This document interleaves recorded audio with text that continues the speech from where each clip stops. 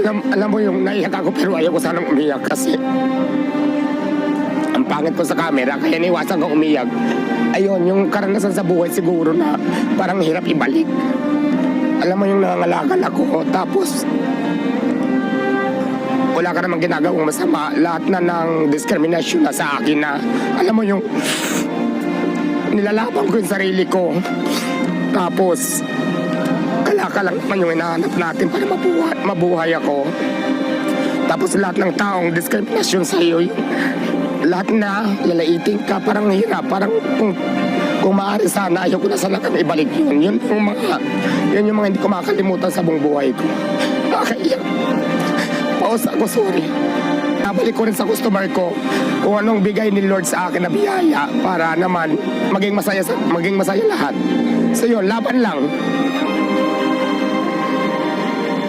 Hindi po ako nahihiya kung ano man po yung mga nakaraan ko kasi nakaraan na yan eh. At saka nangyari yan sa buhay mo, yun yung totoo, yun ang realidad. Dumating sa point na nagkasakitan, nasugatan ako dito, yun yung tapos rumampa ako sa presinto, yun yung trending ko noon. So pero ngayon, okay na kami. Yes, yung pala Nagpapatawaran yun. naman na, tapos katunayan kasi nga. gumagamit sila nung time na yun. Oo, Pero nung time na yun, di ka gumamit. hindi. Ay, Nangalaka lang kami doon pero hindi ako nag-drugs. Kasi imagine mo kung nagda-drugs ako ngayon, hindi ko mapalago yung tindahan ko ng ganyan. Kasi dun siya unang nakilala, si Diwata. Pero hindi Diwata talaga pala ang name mo. Ang full name mo ay... Deo. Ayo. Pang-Bruce ko eh, no? Deo Opo. Balbuena. Balbuena. Ba't naging Diwata? Sumasali ako sa mga beauty pageant, Tati. Beauty queen din ako at the same time.